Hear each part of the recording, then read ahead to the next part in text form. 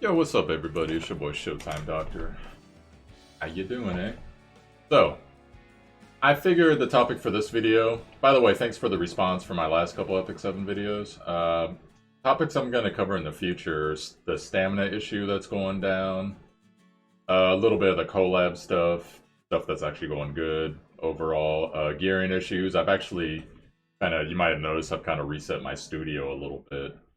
So I'm able to do skits now, so I'm planning on bringing a couple skits for this game within the next. I got after tomorrow work, I got a couple days off, so I'll have time to actually shoot and edit and do that. So be looking forward to those.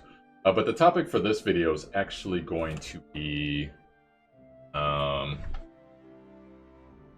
recommendations. As you know, some of my most popular videos are Epic 7 videos, and initially I played in the Korean server when there was a very different meta, and made my recommendations based off of that, as far as when people were starting their accounts right when the game came out. So, with the benefit of retrospect, I am going to go back and tell you guys who I would actually recommend based off of how the game has gone, and which characters have been nerfed, which characters have been buffed, etc. And it's only going to pertain to characters that were out at the time. So anyone that comes in the comments and they're like, oh, you should have recommended Soul, you should have recommended ML. I remember there were people recommending ML heroes as like your initial 30 reroll, which is kind of comical to think about it now. But I'm only going to go over heroes that were available at the time, etc. So let's get started. I'm doing this all off the top of my head too, so we shall go into it here. So let's look at all these. Now remember that when there was the 30-10 draws, you'd get a subset of relics and heroes, and you could only have one 5-star from either a relic or a hero. And you should have gone hero in every case. And then you could have, if you were lucky, you got a bunch of 4-star either relics or heroes after that. So initially, I remember Rabi was one of my recommendations. And Rabi, she was super good on the Korean server, then she got nerfed. I believe she got nerfed again on global server eventually a couple months after. Still decent, still fine. It's just the way that the meta has gone, there's not really that much room, except for in PvE, for a tank slash DPS that can sustain themselves with lifesteal. She does have her AoE stun, but it's very situational, and there's just better fire warriors in the game. For most things, not everything. Ravi's still really good PvE. You can still make her a savage in PvP, especially guild battle, if you get the right group around her. Just because it's so hard to kill her because she stays up all the damn time. But, you know, overall, I would have still put her on the list, but I would have taken her down a couple notches. So, let's see, who else here was actually available? Haste, unfortunately, was not available for some reason, which I still don't understand why they did that in the 30 initial reroll. Otherwise, I probably would have recommended him, because he was actually pretty strong. Ken. Now, Ken's an issue. Ken was, at release, arguably the best, or excuse me, the worst 5-star in the game. I think it was between him and... oh, there he is right there, Ludwig. But we've since learned, you know, if you got a certain setup, Ludwig can actually be pretty OP. Now, Ken, he eventually got buffed so much that he is like a terror right now, and other than Soul, he's probably the strongest, and arguably even stronger than Soul in some things, Fire Warrior in the game, just because he has 2 abilities that can put defense down, hits super hard, and you can actually run him as a decent tank if you get him the right gear. So, with the retrospective time, I mean, obviously I'm not going to recommend Ken as he was, but if I was rerolling an account today, in fact, you guys can take this if you're just starting the game today, get a Ken from your initial reroll. He's actually a really good hero to have. Just overall, just for the fact of you have a consistent defense down debuffer, and it's going to be solid against everything except water, which is most mobs in the game. So, Aramenthia, regular Aramenthia actually is not a bad for a caster. Actually, pretty good. We all know about the OP-ness that is Silverblade Aramanthia now, but she's a ML unit. Regular Aramanthia would have actually been really good as a DPS starter choice, just because you get her burn going hard enough, and you get her damage high enough, and she can just melt things. So wouldn't have been a bad choice there. Tenebra would have been a good choice as well, but I'm actually not sure if Tenebra was even available. But if she was, because she has AoE defense down, so that's pretty strong against a lot of things. Now, Basar is an interesting one. Basar was... He doesn't get heralded a lot because his not his defense, his offense is very much... He can hit hard, but it's not like top in hard. But he has so much utility with, you know, AoE Dispel, AoE unable to be buffed. You can get this down to 4-turn cooldown. And so that's really strong, especially PvP, but even in PvE, that's super strong, because Dispel, and on-demand AoE Dispel is pretty savage if you save it and use it at the right time. And then if you're running in with someone that's doing combat readiness buffs for him, that's actually pretty solid. And then his 2 was also an AoE. Decreased hit chance, which is actually a fairly underrated debuff in the game. For those who don't know, it prevents or lessens the chance of enemies putting on their own debuffs on your team. So, super strong. You can get this effect chance to 75% base, which is pretty good. Works really well against everything that's not fire. And overall, he was just a really solid hero, man. And then this thing, too, which was funny that most people actually don't look at. 50% chance to transfer a debuff from caster to enemy. So if he gets something really nasty on him and you see a boss, just go smash it. And, you know, the boss might be immune, but it's more useful than it seems, is what I'm telling you, so...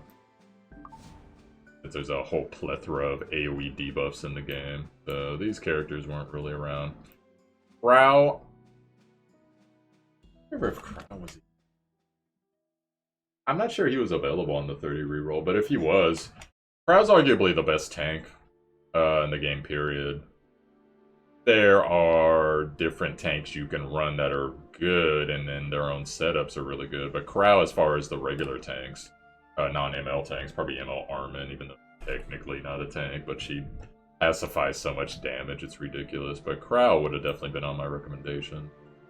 So right now, if you're not keeping track, reason Crowl's on, I guess I should explain that. His ulti, if you get his, I think it's his health. Look. Yeah, max health. If you get his health up, penetrates defense, and this can basically one-shot, especially fire heroes, this could one-shot damn near anybody if you get him built right. And then otherwise, he just has incredible tankiness. Just a super solid unit overall. Really wish I had him. Still don't have him to this day. Tenebra, like I said, AoE defense down, does a lot of good damage. Aramanthia, just because her burn ticks are ridiculous and AoE damage. Ken, like I said, his defense, just ridiculous. Also puts burn up if you have someone that synergizes with burn, like Aramanthia. Increases his own speed. Decreased defense, has his own self buff, increases attack and defense, cannot be dispelled. He's just stupid. He's just seriously dumb. And back when the game started, ML Ken was all the rage, but eventually Ken's buffs made him so that he can actually kill ML Ken in battle. Which is fairly hilarious. Now I'm looking for the heroes that were out at the time. This is one I regret, and not that she's bad. Destina, initially on the Korean server, she was just so strong and just seemed so OP, and she was the only 5-star healer in the game. So I was like, oh my god, I want a Destina, I want a Destina, and I ended up getting one on my Korean account right before we switched over to global. Otherwise, I probably would have seen... Because what I initially said about her was, yes, everything that she does heals, which is true. But she's just a little bit slow, because this being on a 6-turn cooldown to start and 5-turn cooldown. A little bit slow considering how strong like Angelica, and even Acades has a faster cooldown on her ulti. And then the effect, even though it's good with the combat readiness debuff thing, you know, it's just not as useful, unfortunately. And then regen, still strong skill, max health, heals a lot, but overall, I just find her to be too slow. Now, that doesn't mean she's a bad unit, it just means she's probably not top tier, because we haven't gotten to the top tier healer yet, so we'll get there eventually, so let's keep going here.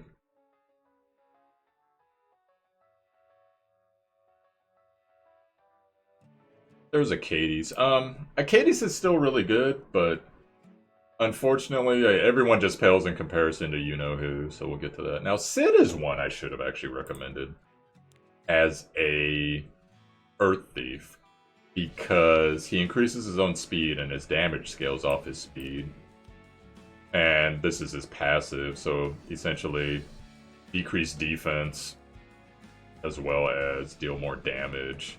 The higher this goes up, self-stacking. But then also, his ulti basically is a rogue killer. So he was the heart's counter to Sez back when Sez was the most dominant in PvP. Remember the good old days before all the mages took over? But, you know, extra turn can do really good damage, so I probably should have recommended Sid, especially since he's a 4-star. You could potentially get like something like Sid and Ken, like I actually got in one of my accounts, and man, that account would be so much better right now. But Shuri's another one I should have recommended. Now, at the time we had, I forget her name, but it was the 3-star unit that did combat readiness. And she was really good till they nerfed the living fuck out of her. But this guy, number 1, he puts poison on his 1, which they've since nerfed poison greatly, but early game it would have been really nice. And then every time he crits, combat readiness of all allies except for him go up 15%. And you can actually get this if you're willing to burn Burning Souls to 25% every time he goes. So then at that point, you just build him speed and crit. Every time he's critting, everyone's getting 25% combat readiness. That's pretty strong. And then his ulti, you know, it's an AoE. Always a critical hit, always proc is 2, decrease combat readiness, extra turn if you want it. Short cooldown, 4 turns, you can get it to 3 turns, so he's pretty solid, especially as a 4-star. Let's go. Larissa's actually really solid. She was really solid, especially early game, but there weren't that many Ice Warriors in the game. So, Clarissa, for those who don't know, defense down on her 1. Pretty strong, you can get the 50 base. AoE that procs every time she kills somebody, and then when you skill her up enough, she gets bleeding, as well as enrage bonuses, which give her bonuses to, I think it's damage overall, and pretty short cooldowns. This is 3 turns. That's a passive. That's 1 turn. So you can just keep going with her. She has AoE procs, does good AoE damage, stacks bleed if you have a bleed team. Damn good hero. Damn. That'd be one of my 4-star recommendations. Let's see. Oh, there she is, the goddess herself. I probably would not have started an account without Angelica if I could go back. I wouldn't have. She's just so freaking strong. And now I know I'm gonna cheese some people because I know how hard, like, Scion preaches on Angelica to the point of, like, apparently banning people. But, you know, I don't know exactly what's going on. That's the story I heard. Angelica needs to be nerfed. Personally, I don't care if she's nerfed, because most of the time I'm only going to see her in guild battle and PvP. I don't have one myself, if you can't tell. But, she's just so fucking strong, because she is one of the rare units in this game. It's like her and Crowl to a point, but even Crowl kind of falls short on the DPS end, even though he can one-shot a lot of things. But with Angelica, she can be a really good, or I'll take you one better, the top healer in the game. And she can be one of the top tanks in the game if you gear her right and put her in the front. Now, for those who don't know, her 1, it's a stun. It's decent, but not the greatest thing, 25% chance. But still, how many people have a stun on their 1? That's very rare in the game, so not bad.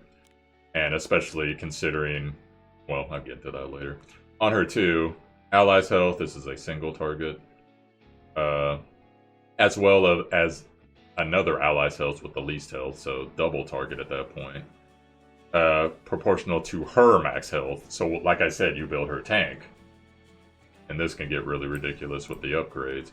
And then on her, oh, one more thing, 2-turn cooldown, which is the only thing I would change about her. And I won't even say what it is, but probably, you know. But 1 turn at least. But, okay, so Guide of the Goddess. This is so strong because not only is it an AoE heal that grants a barrier, it gives them immunity for 2 turns. Immunity, you can see it right there. Target will not be affected by any debuffs. AoE. Now, any debuffs means the potential for your team just ridiculous because now you can't be debuffed, your attack can't go down, your defense can't go down. Basically, your stats can't go down, and there's no stun, there's no sleep, there's no silence, there's none of that. So you essentially take that out of the game once you get this upgraded 4 turns. And if you really want to, you can extend the duration of the buff, which is just stupid. So obviously one of the developers really likes this hero, and it wouldn't surprise me if it's the voice actress. Because their voice actress sounds kind of like they'd be a developer. Like, let the light find its way. I can't be bothered with acting. So, and then what happens is people put Candlestick on her, and there's all types of other stuff you could put on her and make her good, but Candlestick, for those who don't know, there's a chance, I forget what the chance is, I think it's like 30 to 40%, I think is the threshold. It might be a little less than that. But essentially, every time you get hit, there's a chance for all your cooldowns to go down 1 turn, which 2-turn cooldown, 4-turn cooldown when you get it upgraded.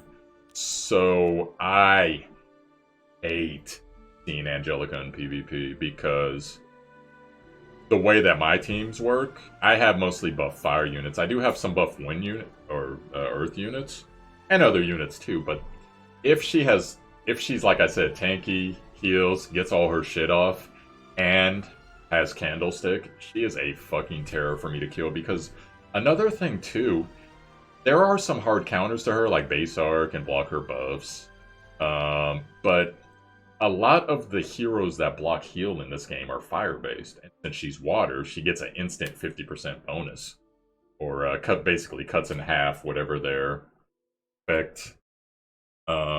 Their chance to apply the debuff is before, and that's before effect resistance and whatever other buffs she might have.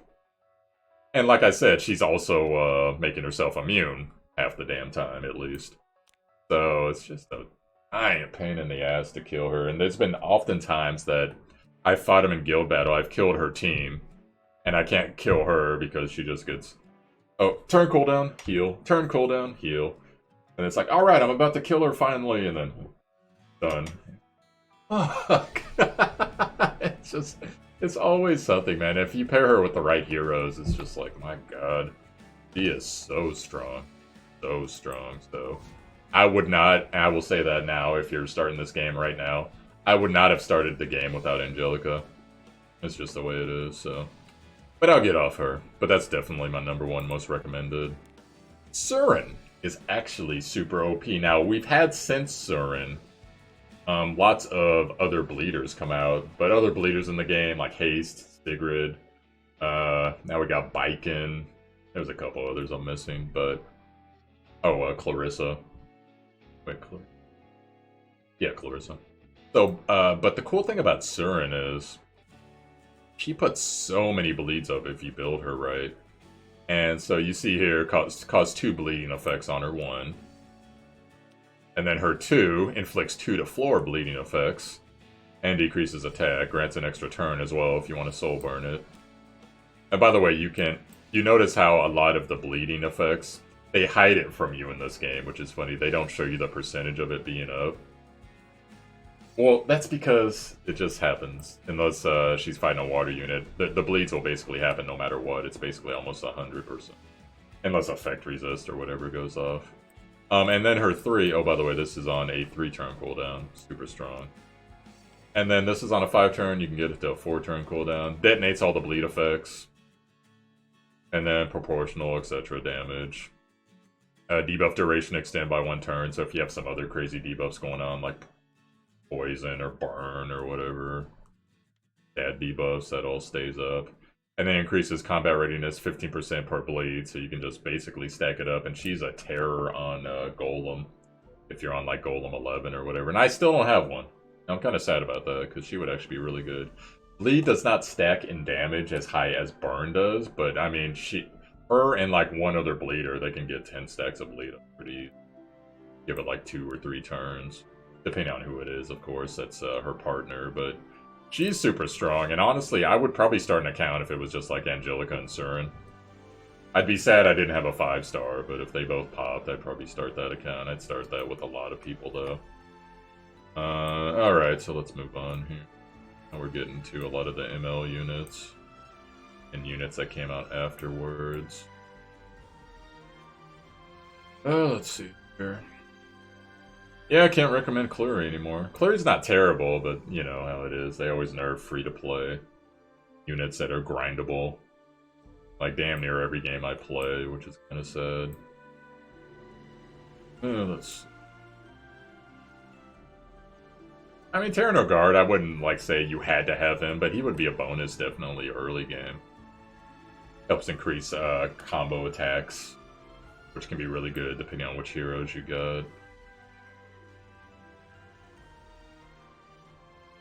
We might be at the end of this video. Rest in peace, Elson. Rest in peace, Curious. After mid-game. Carmen Rose is still actually a pretty solid pick for a 3-star, but of course, you know, don't re-roll for her. You'll get plenty of copies of her. I thought there was like more. I don't remember a Katie's going by. Katie's is a pretty strong. Well, whatever. So, yeah, I guess that's pretty much it. Now, there might be some heroes you guys are like, well, why didn't you recommend XYZ character? I can only go, guys, based off of my experience with the game and what I've done. Now, your experience with the game's gonna change that, as well as if you favor more PvE or PvP. If you favor more PvP, there's all types of heroes I could go with. I favor more PvE, so keep that in mind. I'm about account progress, really, because everyone knows now how PvP is and the whole ML thing. Mystic summon stuff, so... Oh, there's a Katie's. Yeah, if you had an Katie's, I mean, in most cases it's better to have Angelica, but if you had an Katie's too, that'd be fun. Oh. For those wondering, my main account, I started with a Katie's and Rabi. If I could go back and change, I would. I don't really use Rabi too much anymore, except guild battle and occasional. I need a Fire Warrior for whatever reason. And yeah, everyone else, they were either out later or... whatever. But hey, I guess that's this video now. I'll probably come out with a separate, you know, based off the units that are out now. Who would I recommend if you're just starting the game video, but that'll just have to be at a later date, so. Hope you guys enjoyed this video. You know, the benefit, retrospect, looking back, hindsight, 2020, etc. We could all do things over, how it would go. But anyways, guys, hope you're having fun with Epic 7. Yeah, just the way it is. So, if this is your first time watching me, yo, I'm Showtime Doctor, Showtime DR. You found my YouTube, hit like and subscribe if you enjoyed the content. Also, check out the title info. There's a link to my Discord, as well as a link to my Twitch. Which I'm actually thinking of streaming this tonight, but I'm probably going to do it after Overhit, because I need to get my Overhit farming done. The reset time's different. And yeah, link to the Discord. There's an Epic 7 tab in there. I have a pretty good community. One guy just drew ML Bowel. He was like, well, I don't want to build him up, so I'm just going to park him. Like, really? You know how strong that dude is in PvP, right? Yeah, I don't care. He doesn't care, he doesn't care. That's the way it goes. Alright, guys. So peace out. Have a good day. Later.